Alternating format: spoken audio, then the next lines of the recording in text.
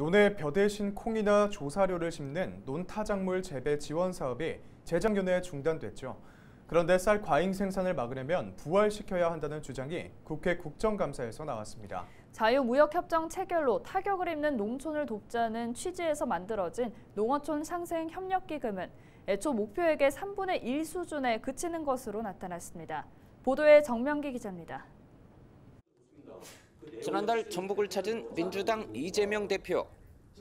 정부의 쌀 시장 격리를 의무화하는 내용의 양곡관리법 개정안을 속도 있게 처리하겠다는 의지를 보였습니다. 민주당이 최대한 속도를 내서 성과를 내겠지만 대통령 거부권을 행사하도록 권유하겠다 이런 말씀하셨다고 합니다. 저는 그러지 않으실 거라고 봅니다. 법 개정안은 국회 농해수위 소위 문턱을 넘었지만 정부와 여당은 부정적입니다. 쌀 공급 과잉이 심해지고 재정 부담이 커질 수 있다는 게 이유입니다. 그렇지만 국회 농해수위 소속 이원택 의원은 재작년 중단된 논타작물 재배 지원 사업을 재개하는 게 해결책이 될 수 있다고 주장합니다. 전 정부 때 논에 벼 대신 콩과 같은 다른 작물을 재배하는 농가에 헥타당 260여만 원을 지원했던 사업입니다. 쌀 생산량 30만 톤을 줄이려면 벼 재배 면적 6만여 헥타를 줄여야 하는데 연간 약 1,500억 원이면 된다는 겁니다. 정부가 지난 10여 년간 17번에 걸쳐 시행한 쌀 시장 격리 예산 5조 4천억 원의 3분의 1 수준이면 충분하다는 것.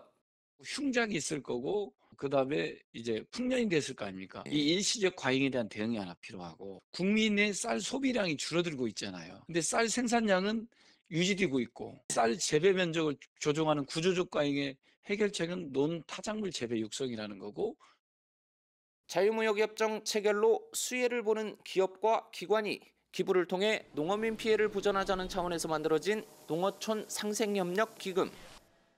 해마다 1,000억 원씩 10년 동안 1조 원 조성을 목표로 지난 2017년부터 시작됐습니다. 하지만 목표액의 3분의 1에도 미치지 못하는 1,800억 원을 조성한 것으로 나타났습니다.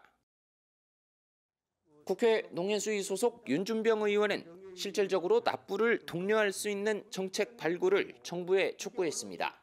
무역 자유화가 돼서 자기들이 생산하는 제품은 중국에 잘 팔아먹고 있죠. 농산물이 수입돼서 우리 농민들은 여전히 피해를 입고 있는데 이제는 이걸 법적으로라도 의무화해서 윤석열 정부 첫 국정감사가 다음 달 3일까지 진행되는 가운데 전북 지역은 20여 개 기관이 국감을 받습니다. 헬로티비 뉴스 정명기입니다.